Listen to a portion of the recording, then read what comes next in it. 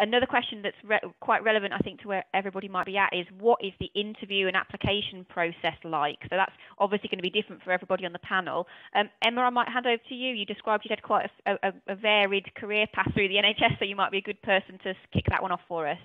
Yeah, I certainly have. Certainly, I mean, even at entry level, it was quite daunting coming into the NHS, the application process and everything. And it doesn't happen quickly, but we are doing work on that to try and speed it up. But initially, it's getting on NHS jobs or through another channel. There's so many ways to find NHS jobs. And then it's just a case of filling out application forms. The application form filling in is essential. It's really important in there that there aren't spelling mistakes, that you really do spend time on your personal statement, highlighting what qualities you have to support that role.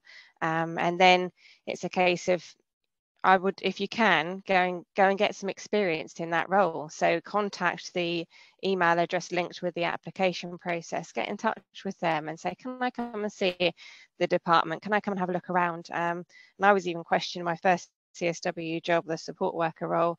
Well, why are you doing this job when you've got, 4 A levels? And I said, actually, why? I don't know. I want to go and do a degree in a career that I know nothing about. So this is my opportunity to get into the NHS at the Queen Elizabeth, find out about radiology. And then I went on stepping stones and went through university interviews, which is another it's another thing to think about if you want to progress in your career. But once you're in the NHS, the support through application processes, even interview training and prep and planning for jobs and getting your applications checked internally, there is so much support there, like Andy said, but it does vary across all levels. And then as you progress, jobs tend to be advertised internally, so you'll get another different application process. And the interviews vary depending on what banding or what level you're coming in at as well. So there may be 2 on the panel, there may be 5. My most recent job, there were 5, and it was 2 hours long, including a presentation, and it was terrifying, but I actually came out of it and felt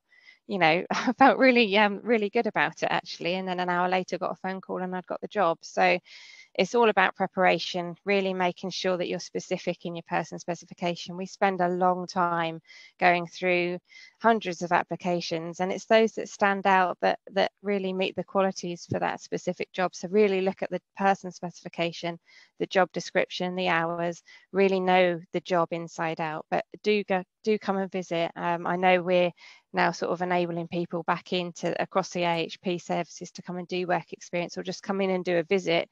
And like Andy said, just telling somebody that you're interested is the start point. I hope that helps. Did anybody else want to add anything about application and interview process for your particular roles? So just to sort of reiterate what Emma said, you really do need to be sure 100% in your own mind that this is actually something that you would like to do, and then reach out to the appointing manager for an informal discussion around it. You will then stick in that person's mind, say, oh, such and such, really interested in that position. But if you're struggling at all with the application process, I know indeed with our trust at the Queen Elizabeth Hospital in King's Lynn, we do offer support around that, and there has been workshops locally in town around that application process, because it can be very, very daunting when you first try.